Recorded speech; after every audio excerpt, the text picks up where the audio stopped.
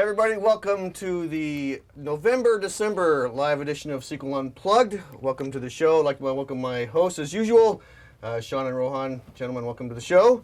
Thank you. Thank you. This is your opportunity to ask Sean and Rohan anything. So in the browser, ask any questions you like. We'll see if we can answer those. But before we get to your questions, a couple topics that we wanted to get to. This is our first show since we did this live at SQL Pass. And there was a lot of excitement generated around all the announcements from Pass, right? What were those? And let's overview those for a second. What were those? Yeah, I mean, I think the biggest thing was I think the launch of SQL 16 as a part of the day one keynote. I think that sort of, just the response to the social media. I think it's one of these things where we're looking back and there was probably very few, if any, sort of negative sentiment around the release. There was generally a lot of positive vibes, just given the amount of value that's coming in as a part of the release. I think it's sort of, especially if you compare with the last couple of releases we've done in SQL Server, SQL 16 clearly stands out as the biggest release we've done. Yeah, the announcement was CTP3, correct? Yeah, available with CTP3. Correct. Right? The announcement was CTP3, and obviously, I think sort of Sean covered as a part of the day one keynote, covered the hero scenarios he went through. I mean, there's big ones. If you think about what's coming with always encrypted, what's coming with stretched database. Yeah. Operational analytics is huge. Especially when it comes to sort of real-time applications. The list sort of goes on and on. In fact, one of the things we were joking about behind the stage was, we only covered the hero scenarios and it sort of almost took over the keynote. And if you sort of go through all the features that are there in the release, it would probably take a day to go through that. Yeah. Right. So what was the how was this? What was the overall excitement? How did the audience receive and take these announcements from things like StretchDB, Polybase, R? What was the overall sentiment and feeling from those announcements? Yeah, it was really positive. I think the day we put the day of the keynote, there's a number of new things we were talking about in there, like R being built directly into SQL was probably the thing that caught a lot of attention. There were a lot of folks that, particularly data developers that know T-SQL, they might be vaguely familiar with R, but this whole notion of how do I build intelligence into my app? Yep. I can do that with R. The fact that you can embed R directly into T-SQL scripts, that people loved it. And I got stopped by quite a few folks. There's a lot of sentiment out there around people fully embracing that. I think they see the opportunity. And it's a good question, which is a good segue into our next topic. Why do you see people, why is this a big deal for people? I mean, we're talking about relational, but now we're talking about R and Polybase and these. Why are people getting excited about these specific topics? Yeah, not that it's bad. Yeah, I think of it like this. Clearly we're all working in this era of data right now, and the interesting thing is there's transformations happening in every industry segment. So if you look at, there's a school district here in Washington. It's in a low-income area. They traditionally have had, unfortunately, they've had a high dropout rate, so not as many kids are actually graduating. But the school district is embracing data so that you can start to predict and see in advance when kids are having trouble in school, so they can take a proactive action there. And just the school district embracing data, they've actually increased their graduation rate by a significant amount. And the interesting thing is not that they're teaching differently; it's that they're using data to guide choices that they're making. Or, Rohan and I were in Asia, a couple weeks ago, and you're sitting here talking to a customer about building intelligent tires. Imagine tires with sensors emitting telemetry and then running some sort of machine learning sort of at a truck level so that you get a level of intelligence that a fleet manager with a device, could literally manage thousands and thousands of trucks based on ML. And really sort of what's behind it is that this notion of building intelligent apps is what has people's attention in a big way, because they know there's data, but the question is, hey, how do I build some level of intelligence to help me make sense of that data? And that dominates pretty much every conversation that we have with customers. Well, today. that's a good question. We talk about intelligent applications, one of the big topics, one of the big kind of keywords now. Is it the data that's driving the intelligent application? Because when we say intelligent application, we're like, okay, I'm going to create this great app. But now we're talking about taking the data to the application, to the source. Is this where the data and these great features like R and Polybase and Operation Analytics, which is really driving these intelligent applications? Yeah, I mean, it's interesting, if you basically even follow the ML research that sort of happened in the academia, one of the things is there's all these intelligent algorithms and all that have been created even like 10, 15 years back. But the reason that, the true potential wasn't being reached is because you didn't really have, the high volume of data that guides even creating the model. Yeah. And then you operationalize it, right? So, what's happening with this, I think just in terms of you think about what cloud's sort of doing is, given that now you have these, like big, cloud providers, Azure being one of them, where you sort of, collect a lot of this data which can drive the intelligence back into the algorithms. Yeah. Because, it's in some sense that's the fuel for the engine. Yep. So the engine was there, but there had no fuel, and data is sort of providing the fuel sort of to create the intelligence apps. And for R specifically, I mean, we have customers who actually have built these solutions by pulling the data out of SQL Server, running, all this, R scripts, if you will, in a standalone fashion, and creating different data management systems. And what we're doing with SQL Server 2016 just makes it really, really simple. If you're a developer, just sort of pull a model, put it in, and even the manageability, so that obviously having it embedded sort of really impacts your perf and scale. It's a lot better, it's going to be a lot better. And even just the manageability story, right? I'm not pulling the data out and doing something else with it. Yeah, in fact, if you think about it, this is probably one of the more important topics, is that if you're a DBA, and let's say, for example, you're trying to build an intelligent app, and you want to do some type of statistics on it. In the past, I would have had an operational system. I'd pull that data out, as Rohan was describing. I'd run it in some statistical system, compute that data, bring the result back.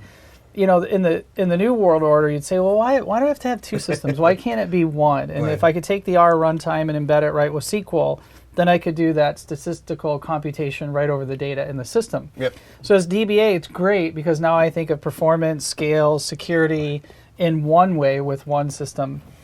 From a developer's point of view, it's interesting, as you were just pointing out, the R and all these algorithms have been around for a long time, and boy, wouldn't it be great if I was looking to do some sort of anomaly detection, if I could go grab a well-known algorithm, embed it into my T-SQL, compute over that data, and then I build a more sophisticated app. But I will tell you this, I think the one thing that is critical here is, if you think about it, statistics and intelligence is not something that's like invented today. To Rohan's point, the amount of data that you have is the fuel to power the engine. But one of the things we're really trying to do is democratize this. And shouldn't every business be able to build an intelligent app? Yep. Is it building an intelligent app exclusive to just a few industry segments? We don't think that's true. We actually think everybody who needs to build an intelligent app, from a school district to a hospital to a manufacturer, they should all gain access to it. So the cool thing is with SQL, we're not trying to create these models where if you want intelligence, you have to pay a fortune for the data model or a fortune for the algorithm. This kind of shows the power of bringing open source into a platform like ours and how you can sort of drive the economics down. But does it make it, I'm going to just throw this out there, is there a whole new, we're basically saying we're going to bring these analytical models into the relational database. Is there a whole new skill set that I have to learn, as if I'm a DBA or a SQL, is there a whole new skill set? Because crap, now do I have to learn R, right? Or how do we now think about this, from a developer perspective? Because great, I can build an intelligent application. But how does my skill set change from this perspective? Yeah, here's the funny thing. In the spirit of Unplugged, when we were rehearsing the keynote, which Rohan and I, had the opportunity to sort of represent the team's work, the whole set of demos was around building intelligent apps. Mm-hmm. And it was funny that, we had been talking about this before the keynote. It's like, if you take Rohan as the, a typical DBA data dev, this guy is not only doing typical T-SQL, all of a sudden he's now bringing R into these scripts. And even amongst ourselves, we're like, this is, I'm going to be really upfront with us and the crowd. We're like, gosh, this is not subtle. This is not subtle. This is really signaling strong that the world forward is probably going to mean you get to a great opportunity to evolve your skill set in a big way. Exactly.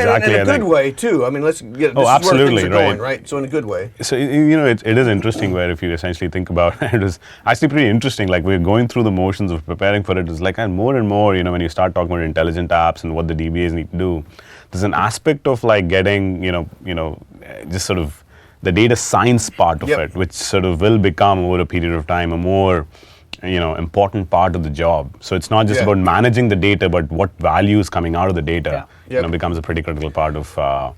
And from a developer standpoint, just since you asked, like if you're a T-SQL developer, we sort of one of the big things is a lot of these are scripts that sort of create these models. Like Sean was saying, you don't have to invent it. All this stuff exists in open source.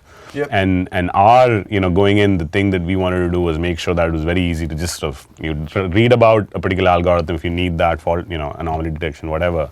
Just take that and embed it into your script at the right point. That's all you need to do. So and let me jump out and take a question here because people are starting to ask questions. But one of the questions that was asked after our last show at PASS was, and the reason we brought this up here was, is it things like this? Because that are putting Microsoft in the we're bragging a little bit here, where the whole Magic Quadrant, that puts us kind of in the leader there. Is it things like this where we say, hey, our vision and the ability to execute and implement these kind of technologies, is that what's allowing this? Well, I think Satya puts it best for Microsoft as a whole. And when you hear Satya say things like the industry doesn't respect tradition, it respects innovation. I think what you see, this is all about our continued drive for good innovation. R being built into the platform and is an example of that. Being able to stretch a database from on-prem into Azure in a very meaningful way is a super solid innovation.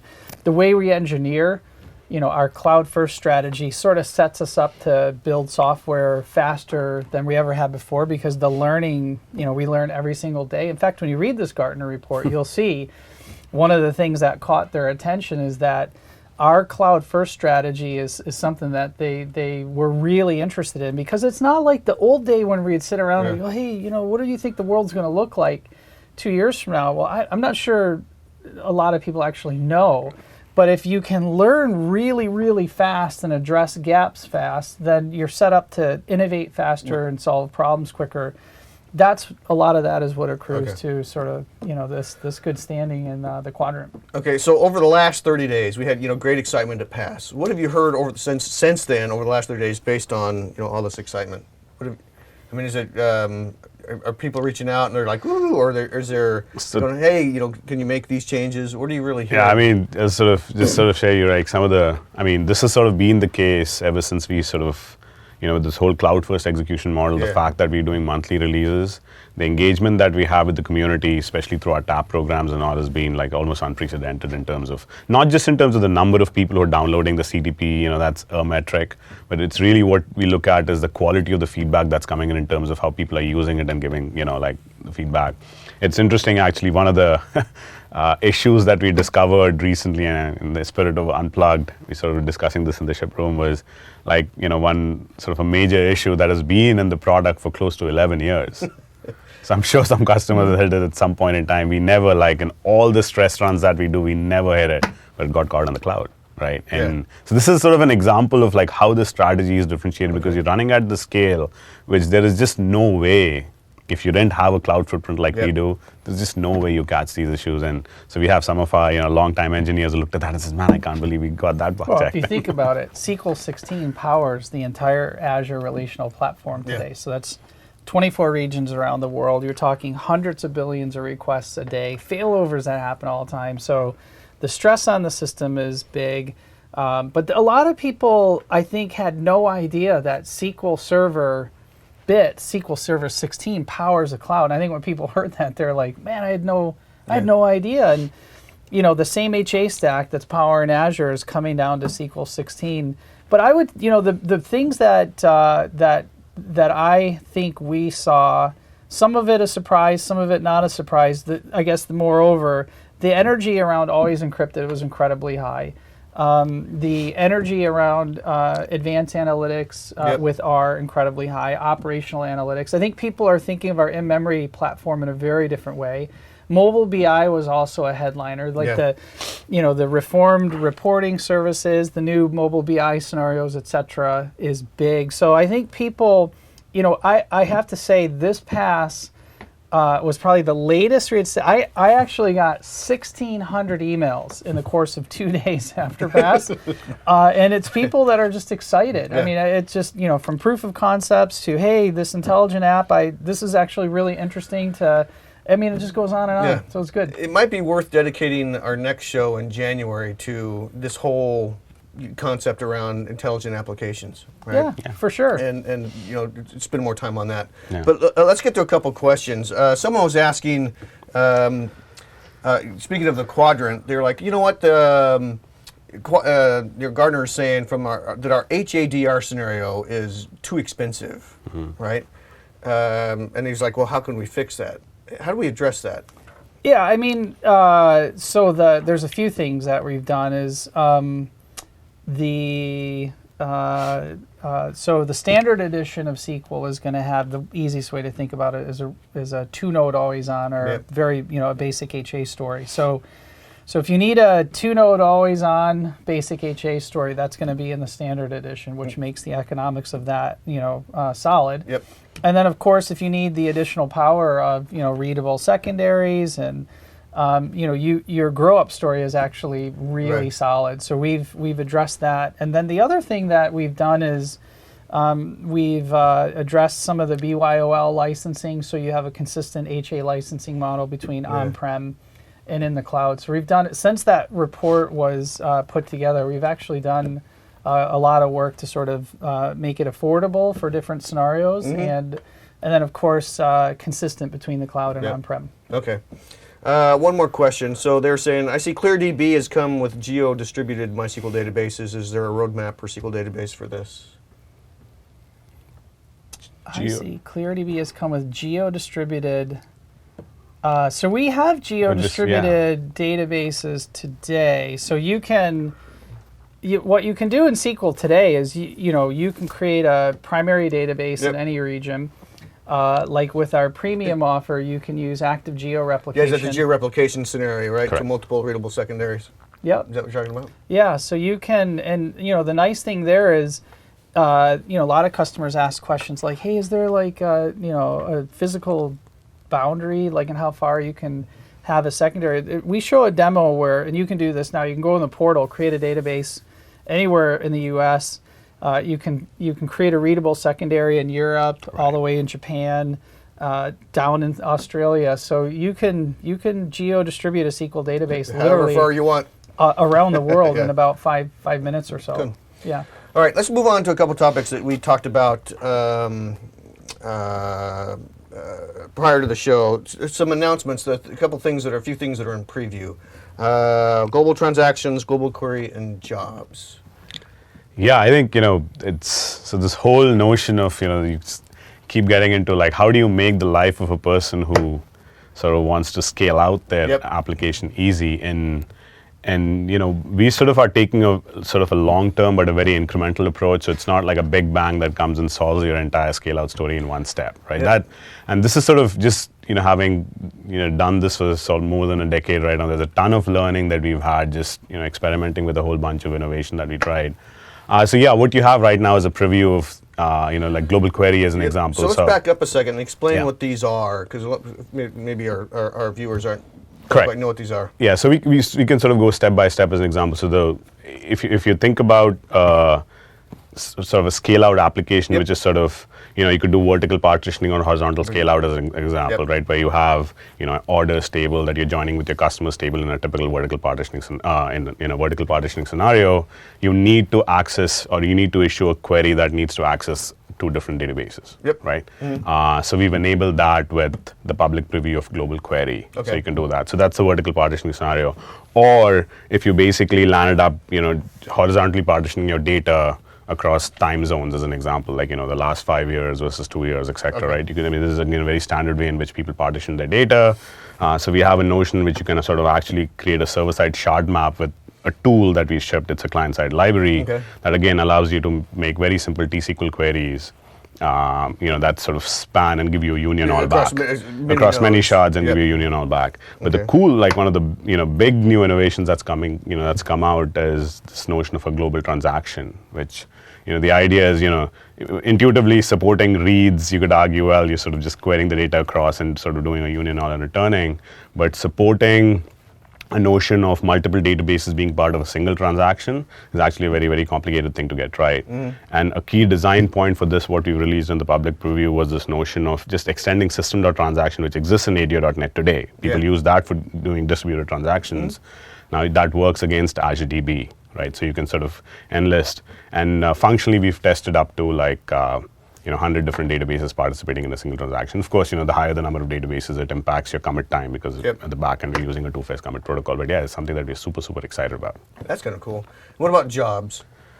Yeah, so jobs is, the final thing that, when you sort of think about like just manageability or maintenance across a lot of these different shards that you have, you want to go change the schema of a table that's horizontally partitioned, as an example. How do you do that in a consistent way once you get into hundreds or thousands of shards that you're managing? Got to add a column to a table. How do I do that against 100 databases, right? So what this service allows you to do is, in an eventually consistent way, allows you to sort of create that. So, you can imagine with all the failure characteristics of the cloud, doing something as simple as adding or dropping a column is not trivial as the number of databases gets into the thousands. If you think about SQL DB, the nice thing, take the elastic pool thing we've talked about. I have 100 or so or thousands of databases that make up my app.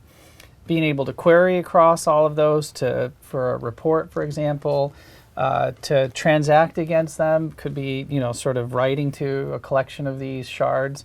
If I decide that, hey, role level security is something that I want to turn on across my entire environment, would I go do that one by one, or would I submit that as a job? So the now with global transactions, query, and jobs together in public preview, it's sort of, these are the foundation blocks, if you will, to the elasticity story we're building. Yep. Okay. All right, let's take another question. So I'm on deep. Let's ask you, is that a question we want to tackle right there?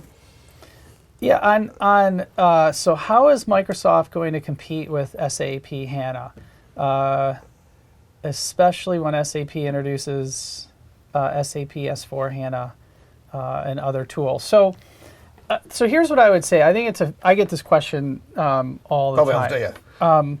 I would come back to this Gartner report, and if we wanted to have a focus session on SAP, I would love to do that, because this is not a 2 or 3 minute answer. But what I can say is this: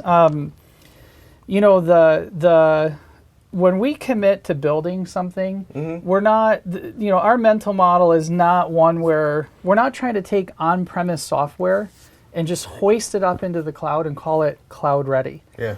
That model doesn't work. And this might explain why other vendors don't have as strong of a cloud story. Because some of them really think, well, hey, I'm going to take this on-prem software, I'm going to host it in the cloud. Lift and shift into the whole thing, yeah. I can tell you, we can share many of war stories. It has taken us years to build a globally distributed stateful workload in the context of Azure. That's number one. And sort of when you think about what I just said, the design pattern in the cloud is very different than on-prem. To Rohan's point, you're dealing with hardware that fails all the time. The day of just these hugely engineered systems, I think those days are numbered because the economics of the cloud. The second thing I would say is that this whole cloud first, if you look at our ability to design software, discover problems at any place in our stack, let it be in memory or anywhere else, that's unmatched in the industry. So if you look at our release schedules, we're not on a once a year cadence or every 2 years. We're enhancing our scenarios literally every week, every month. Yeah. Yep. The third thing that I'd say, if you look at this Gartner report and read it, what SAP HANA customers are saying, one of the things that they're complaining about is that the story is great, but the reality of the software is something different. Yeah.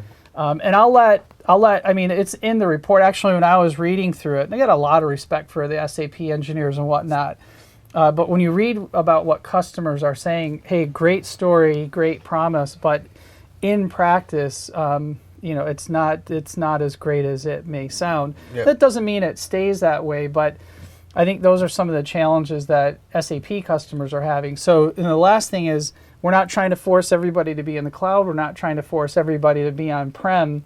We're just basically saying that the transformational experience you're trying to build in your own business will dictate what technology you use and where. Yep. And we have a platform across both cloud and on-prem to satisfy that. And you sort of you alluded to that earlier when you said, hey, we're learning a lot from this process. So let's talk about one of the topics you want to talk about, the whole SQL Server box telemetry process. We spend a lot of time looking at this telemetry information. How do we make improvements on this system? Talk about that a minute. Yeah, I think one of the things that what Sean and I are super excited with what the team has done is, all the learnings that we started getting from Azure, from our databases in Azure. The thinking was like, man, if we get like a certain percentage of this telemetry coming from our like hugely installed on-prem customers, wouldn't that be great, right? And it's not just one of the things about telemetry collection people get very confused is it's not just to make the product better, it's actually to make the customer experience better. I mean, we have things that we are piloting in SQL DB based on the telemetry that we collect from the databases. We are going and giving advice based on like, hey, the query that you're running can be optimized, or this notion of index advisor, and the sky is the limit in terms of how you can sort of make the application itself, how you can like sort of learn a lot of the application based on the query patterns that you're seeing. So the whole like the thing that's driving even sort of collecting this from the box is to create a similar environment. Imagine even before the customer calls up customer support because they're running into performance problems after they didn't upgrade, we already had that information. So when they called in, or our support team actually reached out to the customer, the engineers reached out to the customer and said, hey, as you're going through the upgrade, we're noticing you're running into some of these issues way before they even discover it. Yeah. We have like very specific examples when we sort of do this for our Azure customers. They're like, wow, like I didn't even know that I was running into a problem. We're doing this with intrusion detection, where we sort of based on the telemetry, we're finding out things like what attacks are happening against your database. I mean, that's becoming one of the big problems, right? So, and again, these are a few examples of the kind of customer value that they get back. And of course, from our perspective, when we get this telemetry data, it sort of helps us, like when certain things that are happening where the customer queries are not being sort of written the right way, what can we do from our side? Is there something from a tooling standpoint to make it easy, or where the sort of the warning is in the face, if you will, as I'm typing through through IntelliSense and T-SQL. There's just a whole range of things. So this is something that we're super excited about. It's this tooling that provides the preemptive instead of the reactive, Correct. right? Correct. Which makes the whole platform much easier. It's how can we make this easier to use? I mean, the telemetry can never be, in the spirit of being upfront, it can never be a one-way street. Like, customer is providing telemetry and they're not getting anything in return. I mean, like, that doesn't even make sense. So the way we really think about it is that whatever data we get, from the smallest to the largest size, we have to make value out of that data. Yeah. And this is how we really talk about it. And if we can't make value and improve our products with that data, then why turn this telemetry pipeline on? I mean, that's what I mean by it being a one-way street. So I'll give you another example of what's coming between now and RTM in the spirit of Unplugged. But like, take a scenario of somebody stretching a database. Yep. They're in a client tool management studio. They fire up a wizard to sort of help do the, I want to stretch this database from on-prem to the cloud. Part of that wizard will do a policy-based evaluation of all the objects, and the objects that aren't supported, show up that way. Wouldn't that be great if we had telemetry from every single stretch database of the objects that, how many databases had objects that we don't currently support, and what are the top 2 or 3? And when you can get that telemetry in the order of days and weeks, and then coming back to our cloud first system, it gives us the opportunity to go just point in time, boom, boom, boom, fix those 3 things and ship it right back down to the product. Yeah, turnaround's much faster. Correct. Way, way faster. So the telemetry that we have on SQL 16, I wish we could show it. In fact, we should see if we can. I'd love to show it to you so you can see what we see. But, think of scenarios, or think of like somebody who's doing always encrypted, and how many customers are picking deterministic over random encryption algorithm? And when you can know these things quickly and then turn around and address things by a monthly release update, that's where the two-way Yeah. street and cycle begins. So we're pretty Okay. excited about it. I think that'd be some power, very powerful there. So, like I said, in the next show, maybe we spend some time not only talking about the intelligent applications, but how do we look at some of this Yeah. telemetry data? Yeah, so Yeah. one funny thing we learned was there was a customer, a very active TAP customer, who downloaded our latest tools and connected to SQL 2000. Clearly, you're not testing with that. But stuff like that, you get to know. What it's- was the name of them? We'll call them. That's right. No. All right, no, so let's wrap this up. Tooling, because we mentioned that. What are we? On you mentioned tooling, modern tooling we get approach. we get asked that here. I can't go Pass into, it. Yeah, it's asked all the time. I can't go into specifics, but here's what I can say. There is work going on around modernizing Management Studio Yeah. right now, and this work is going to emerge somewhere between now and RTM. But I'll tell you what that includes. So that's moving to the latest VS Shell. Yep. When you move to the latest VS Shell, you get some really cool theming support, high res support. It's really, some fun stuff. Other things that the team is looking at is dashboard. So when you have Object Explorer over on the left-hand side, you connect, you have a node. One of the things that you hear a lot about is, hey, it's really hard to find certain things in the toolbox. So they've built some really nice dashboards, if you will, for each node, so that if you're on a database and you're trying to get to always encrypted, it's right there in front of you. If you're trying to increase the performance, in-memory is right there in front of you. They have some new search-based technology so you can find things faster. But I know they showed this to a smaller set of folks at PASS and got some really, really good feedback. Yeah. So I'll tell you that's the direction They that we're showed it heading. at MVP Summit too, and there's interesting feedback there as well. Yeah. But I think the overall excitement, right? Right. From a tooling perspective, so it'll be interesting to see where this goes. All right, let's take two questions and we got to wrap up. So when will SQL Azure support accessing more than one database at once? I access a database from stored procedures in another one. So if you're sort of just doing query workloads, you can do that today with Global Query if you're doing just regular T-SQL. But when you think about like supporting transactions, today we support that only as a part of system.transaction, so it's more of a client-side API. But there's ongoing work to actually support this as a part of regular T-SQL as well. And I'm trying to get to that question down there. Are there any NoSQL features being added? We can't see the rest of the question. Maybe we can take a second and see if we can see the rest of that question. Golans, can we see the rest of that question? Or who's in there? Maybe we'll have to wait to that question to the next. Oh, there we go. Are there any no features being added to SQL Server? Yeah, Polybase. Any others? Yeah, I mean, Polybase is- JSON support comes to mind from a data type. Polybase comes to mind from this ability to very easily query by using T-SQL, Yep. other data sources like Hadoop or Cloudera. Yeah. There's more flexibility, I think, in SQL today than before. So when you think of NoSQL products, it's just having a lot of flexibility. Yeah. When you hear things like, in the past you had to really intentionally choose, am I sort of building an app for rows or columns? Yeah. We bring those two things together with operational analytics and SQL 16. So that sort of removes this rigid aspect of making a choice up front on the type of workload. Yeah. So there's a lot, and I would say I wish we could start talking about some of the things we're incubating to remove even further friction. We'll save that for a different day, but I think we've got some good groundwork here. and Yeah, some- I think the thing is download CTP3 and start playing with JSON and Polybase things like And that. exactly, and give feedback in terms of what is it that you'd like to see. Frankly, I think it's there's Okay. Yeah, and on that last question, is there any plans to upgrade Management Studio to the Visual Studio? Yes. That's what you were just talking That's what I about. was just talking about. Yeah. We're going to move to the latest VS Shell, and we'll definitely come back and take a closer Take a look look. at sort of tools when we're ready for Yep. it. Okay. Well, gentlemen, I think we are definitely out of time.